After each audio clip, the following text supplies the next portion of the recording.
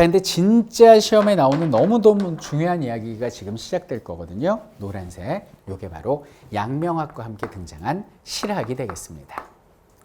자, 실학이라는 학문이 존재하지는 않습니다. 뭐 실이라는 사람이 만든 게 아니고요.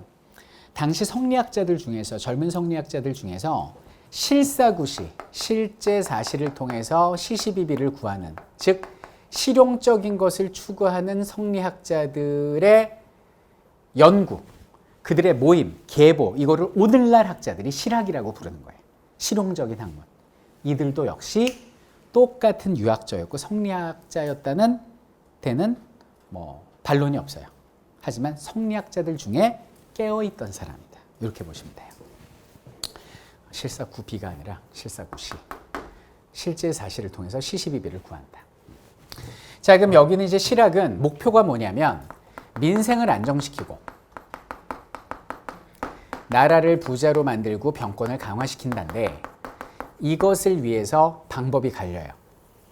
우리나라는 정통적으로 농업국가니까 농업을 중흥시켜야 이렇게 된다라는 주장입니다. 이 사람들을 중농주의 실학자, 일명 이용후생학파 이렇게 불러요.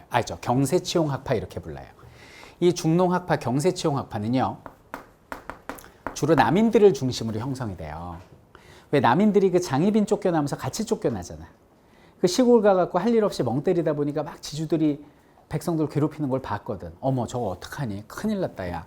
야, 지주제 폐지해야겠다, 얘. 지주제 폐지하고 어떻게 하든 자작농을 육성해야겠다. 이게 당시 중농학파, 바로 경세치용학파의 목표였어요. 그래서 지주제 폐지와 자작농 육성을 위해서 여기는 중농주의 실학자들은 여러 가지 이론을 내놓는데 가장 맏형이, 가장 큰 형이, 최고 나이 많은 형이 유형원이에요. 제일 큰 형입니다. 그래서 여기는 유형원은 뭐라고 그러냐면 지주제를 폐지하고 자작농을 육성하기 위해서는 국가에서 균등하게 땅을 나눠줘야 돼. 여기는 균전론을 주장해요. 근데 이 사람이 저서 이름이 뭐냐면 반계수록이에요. 반계수록. 이걸 통해서 균전론을 주장을 한 거예요. 그리고 이제 유형원의 뒤를 이은 사람이 이익이라는 사람입니다. 여기는 이익이라는 분은 이런 얘기를 해요. 성호 이익이거든요. 호가. 그래서 이 사람의 저서가 성호사설이에요. 자, 이분의 주장은 이겁니다. 지주제를 폐지하고 자작농을 육성하기 위해서는 여기의 포인트들도 자작농 육성. 일반 사람들이 땅을 어느 정도 가지고 있다는 가정하에 약 30결 정도의 땅을 묶어요. 매매를 금지하는 영업전으로 묶습니다. 그리고 그건 못 팔게 하는 거야. 사지도 못하고 팔지도 못하고. 그러면은 좋으나 싫으나 죽으나 사나 이 땅을 가지고 있어야 되지. 그럼 자작농이잖아요. 그렇죠? 그래서 하한선을 정해서 토지를 매매를 금지하게 하는 영업전을 지정해 주자. 매매를 금지하는 영업전을 지정해서 자작농을 지켜주자. 이게 이익의 한전론이 되고요. 그리고 이익 같은 경우는 또 육종론도 주장을 합니다. 육종론.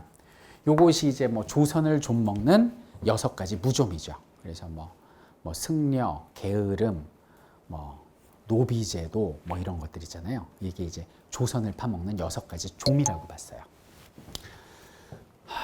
이렇게 해서 이제 이익 한전론 받고 그 다음에 이제 정약용이 별표죠. 정약용이 누굽니까? 바로 정조의 남자 정약용입니다. 이 사람은 여유당전서라고 그래서 저서가 500권이거든. 여러분들이 아는 목민심서, 흠음심서, 경세유표 이게 다 여유당전서 안에 들어가요. 근데 이 사람이 언제 이걸 쓰냐면 정조 죽고 나서 귀향 간 다음에 귀향지에서 다 쓴 거고 이게 실제 책으로 엮인 것은 이분이 죽은 지 99주년 되는 해를 기념해서 일제강점기에 출간된 게 여유당전서다. 이렇게 보시면 되겠습니다. 여기는 정약용은 자신의 저서를 통해서 이런 주장을 합니다. 이게 마을 여자거든요. 여전론이라고 그래가지고 한 마을이 있잖아요. 그럼 그 마을에서 옆에 있는 토지를 공동농장으로 지정을 해. 그래서 공동으로 생산을 해요. 근데 분배는 어떻게 하느냐? 공동 분배하면 사회주의가 되잖아요. 그러니까 어떻게 하냐? 여장을 뽑아가지고 여장이 다 관리 감독하고 일단 수확량에서 국가에다 바칠 세금을 빼고 여장 봉급을 뺀 다음에 그 나머지는 노동 시간에 따라서 나누자는 주장을 해요. 그게 여존론이에요. 그러니까 이거는 땀 흘린 사람이 일을 더 많이 한 사람이 많이 가져가는 형태를 주장했는데 이게 아무래도 현실성이 없다라고 생각이 돼서 옛날에 고대 중국에서 시행됐었던 토지를 이렇게 우물정자로 나눠 그래서 각각의 농민들이 자기 땅을 경작하고 가운데 땅은 공동 경작해서 국가에 세금을 바치는 이런 형태의 시스템 우물정자 정전론을 주장을 하기도 했다. 그러나 이 모든 사람들의 주장은 말 그대로 이론이었을 뿐 현실에는 반영되지 못했다. 이렇게 봐주시면 되겠습니다. 그 외에도 이 사람 뭐 문화사적 업적이 많은데 이건 좀 이따 사진 보면서 따로 말씀드릴게요. 자, 그 다음에 이제 중상학파를 보도록 하겠습니다.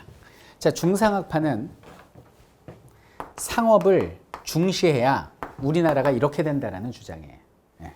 그래서 이 사람들을 다른 말로 이제 경세치용학파 이렇게 부르고 서인 중에서도 노론에 해당하는 사람입니다. 근데 우리가 보통 드라마나 영화를 통해서 서인 노론 그러면 굉장히 뭐 완고하고 그 답답하고 막 그 이미지가 안 좋죠. 막 정조 암살하려고 이렇게 생각하는데 그렇게 생각하면 안 돼요. 예를 들면 지금도 진보 정당이 있고 보수 정당이 있죠. 근데 보수 정당 사람들 그 국회의원들이 다 보수적이지는 않아요. 그 중에서도 뭐 운동권들도 있고 진보적 성향을 가진 사람이 있습니다. 그리고 진보 정당이 있다고 또 다 진보는 아니야. 그 중에서도 보수적인 사람들이 있고 각양각색이거든요. 그것처럼 서인 노론 중에서도 굉장히 깨어있고 진보적인 생각을 가진 사람들은 남이들보다 더 했어요. 그러니까 그 서인 노론 중에 일부 세력들이 중상학파였다 이렇게 보시면 됩니다. 이 진보적인 사람들은요. 지주제를 왜 폐지해요? 미친 거 아니에요? 상인과의 합작을 통한 경영규모의 확대를 해야죠. 이런 주장도 하고요. 상업과 공업, 상공업의 발전만이 우리나라를 구할 수 있다는 주장을 하게 되죠. 자, 대표적인 인물로는 유수원, 홍대용, 박지원, 박재가 이런 사람들이 있는데 이렇게 외우면 돼요. 자, 유형원, 유선 되게 헷갈리잖아.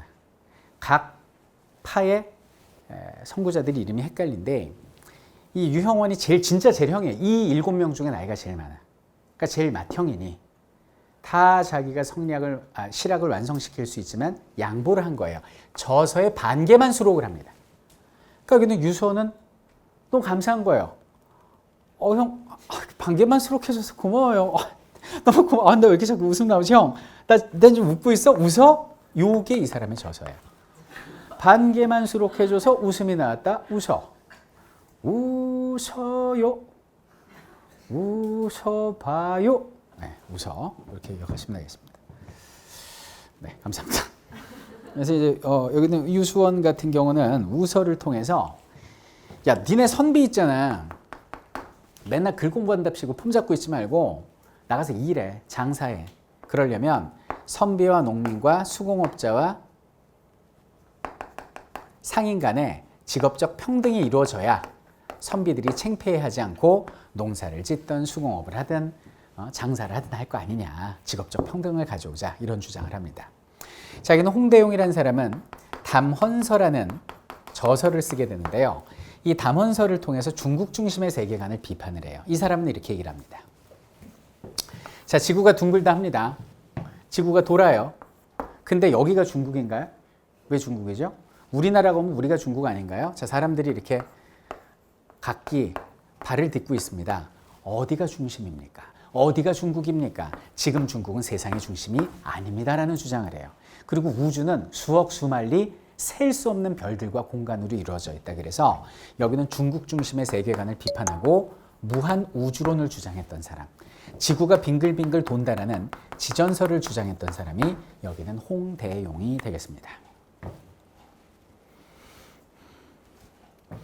자, 그리고 이제 박지원, 박재가가 있는데 박지원은 안 쓸게요. 저서를. 이미 많이 알고 계시죠? 엄청난 소설가였습니다. 열하일기, 양반전, 허생전, 호질 등으로 유명한 소설가이기도 하고요. 너무 많고요. 그리고 이 사람 이제 박지원도 그렇고 박재가도 그렇고 여기는 중상학파의 양 박씨들은요. 우리나라가 상업과 수공업이 발전하려면 유통이 발전해야 되는데 산이 많고 도로가 없으니 이런 수레랄지 아니면 선박 이런 것들이 발전해야 되지 않을까요? 이런 주장을 하기도 했어요. 그리고 박재가 같은 경우는 북학의라는 저서를 통해서 무조건 소비만이 우리의 경제를 살릴 수 있다는 소비론을 주장을 합니다.